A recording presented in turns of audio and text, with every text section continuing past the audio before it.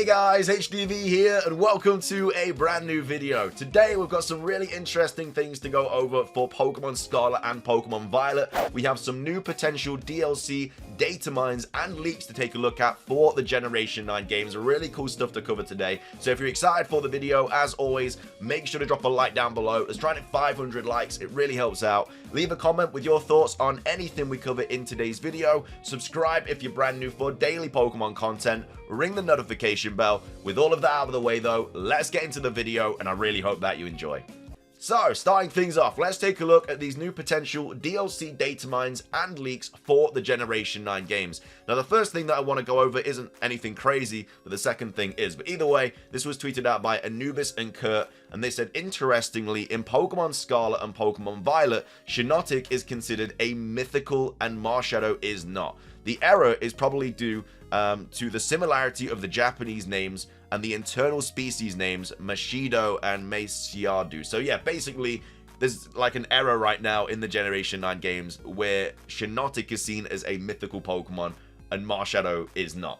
Now, of course, neither of these Pokemon are currently obtainable in the Generation 9 games, so I don't think this means that they're going to be, because there's actually a bit of clarity on this here. We have Marlotix here saying, how did this happen when Shiinotic and Marshadow aren't even in the game? The list traditionally include all Pokemon that fall into these categories, whether they are obtainable in the game or not. So it says traditionally, so like most of the time. However, you know, there's always the idea that they could potentially be in the DLC at some point. Marshadow, obviously a mythical Pokemon, so it could be through like an event or something further down the line. And then, yeah, Shiinotic, I mean, it's just a random mon, but it could easily be in the DLC. There's no reason that it can't.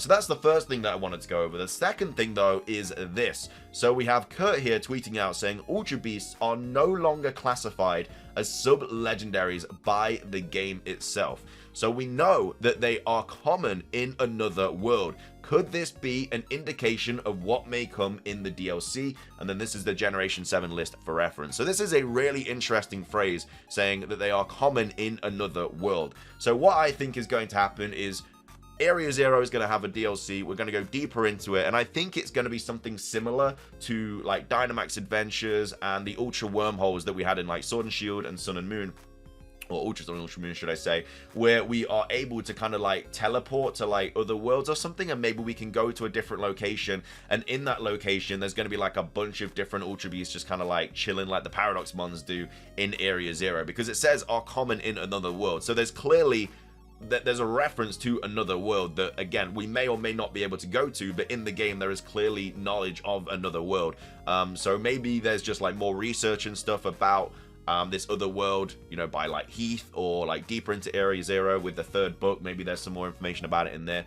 But yeah, I think the Ultra Beasts are definitely going to be in the DLC. I mean, we already have the Beast Ball as well in the Generation 9 games, and I know we don't get a lot of them, but if there's a Beast Ball, you know, usually the Ultra Beasts are not too far behind. So yeah, I think the Ultra Beasts are definitely going to be in the DLC. More likely the Area Zero DLC than whatever the other one's going to be, if there is going to be multiple anyway. And this is a really, really good indication of it as well. So again, we have a couple of people here just kind of shooting off ideas and stuff.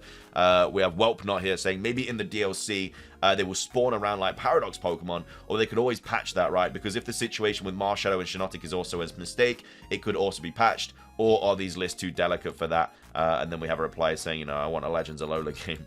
And then we go and say, I guess lore-wise, the Ultra Beasts wouldn't exactly be legendary because these Pokemon only appeared so sparingly that the public didn't form a legend around their existence, unlike Solgaleo and Lunala, who had to fight with the Tapus, and how they entrusted Cosmog to the Tapu to raise. And again, we also have a comment here. There is only one Guzzlord in its own world, and only one Celesteela in its. Katana is powerful enough to enslave people, and still they are not legendaries because they are common. The fact that they may be multiple specimens doesn't mean they are not legends. And again, this is something else about the legendaries and stuff. It says, I'm guessing the Paradox Pokemon are not listed as sub-legendaries either. They are not. It was the original reason I decided to look into the game list. These are ordered by the internal IDs. So yeah, Ultra Beasts and Paradoxes are not sub-legendaries. But yeah, the really interesting thing here is, you know, they're common in another world. So I think that is definitely a big kind of eye-opener for the DLC. And again, the Area Zero DLC, if it is going to happen, I think is going to be all about different worlds and stuff, and I think we're going to get more idea about like the third legendary and everything. And yeah, it'd just be a way to catch all the legendaries as well, because we know that the legendaries are going to be transferable through Pokemon Home, and so there's going to be a way to get all the legendaries, just like the Dynamax Adventures in the Crown Tundra. In Scarlet and Violet, there'll be a way to get it, and I think they're just going to do it through these like different other worlds. So maybe one world you go through, you know, you might see like the legendary birds or something like Articuno, Moltres, and Zapdos or whatever. Maybe even the Galarian forms as well. Maybe another world, you know, you might see Ho-Oh and Lugia, or maybe they might have their own individual world like they did in the Ultra Wormholes. But either way, what do you guys think about this? Do you think this is a massive indication that the Ultra Beasts are going to be in the DLC? Or do you think it is just something random and it's just going to be like a random phrase? I think that the Ultra Beasts will definitely be. I think this is a massive indication of that. We also have Joe Merritt talking about this as well, saying this is going to complicate matters. Apparently, the Ultra Beasts are no longer listed as sub-legendaries, despite being that in Generation 7 and Generation 8.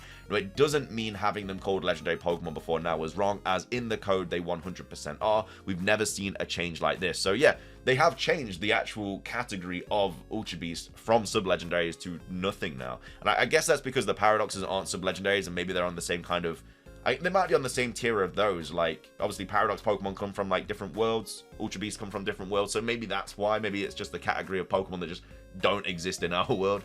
And then the prevailing thought is that it was done to put them apart with Paradox Pokemon, which aren't listed as such. We'll have to wait and see when/if they drop during Gen 9 to see if this removal sticks. And then also worth noting that they also shifted Mythical outside of the category with restricted legendaries and into their own one. They are combined internally until now. So this is almost certainly a similar situation where they're now their own subcategory. So yeah, Mythicals used to be categorized with the legendaries, and now the two are separately categorized. I suspect that simply separated everything out into their own category. So yeah, we're going to have like legendaries, Mythicals, and then like whatever category is Pokemon that don't exist in our world, which is going to be like Ultra Beast and Paradoxes in my personal opinion. So that's kind of all the DLC data mine and stuff.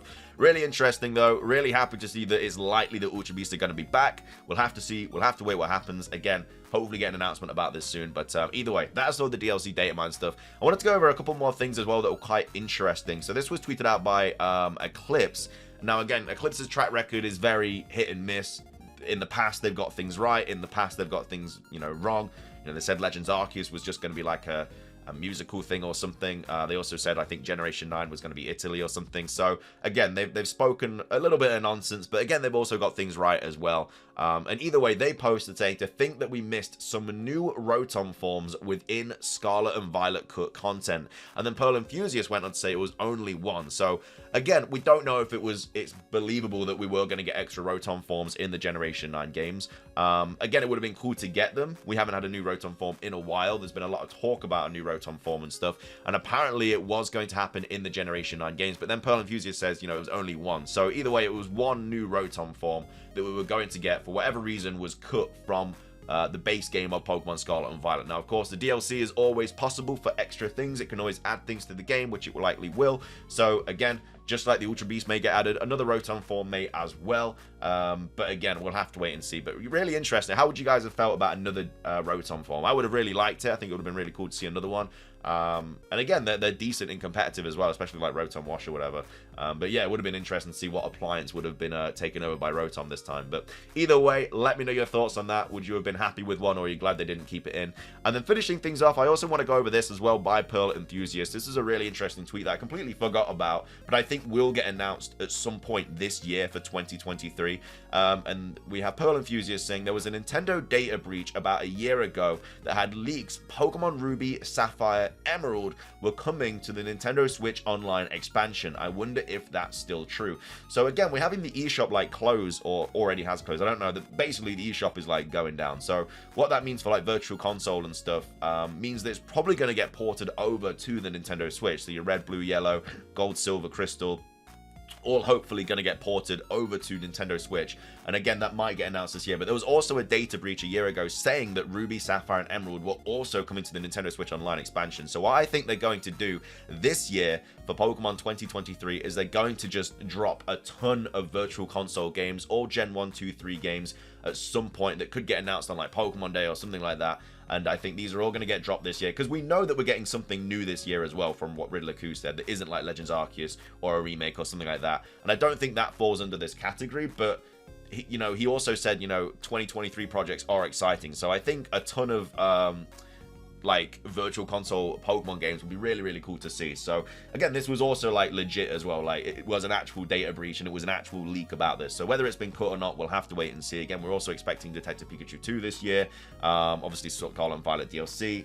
We could get a lot of stuff for for Pokemon this year. We'll have to wait and see. But either way, really exciting stuff on the horizon, in my opinion. That's going to be everything for today's video, though. I hope you guys enjoyed it. If you did, please do consider hitting that like button down below. Let's try and hit 500 likes. Really, really do appreciate it. Leave a comment with your thoughts on everything we covered today. What are your thoughts about the whole Ultra Beast situation coming back? Do you think that Shiinotic and Marshall are going to be in the game as well? What are your thoughts on the Rotom form? And of course, what are your thoughts on this as well? Do you think this is still in the limelight, or do you think they've just completely cut this out of the plans for this year or in 2024? But yeah, that's everything from me. Drop a like, leave a comment, subscribe if you're brand new, ring the notification bell. It's everything from me. Have a fantastic rest of your day, and until next time, peace.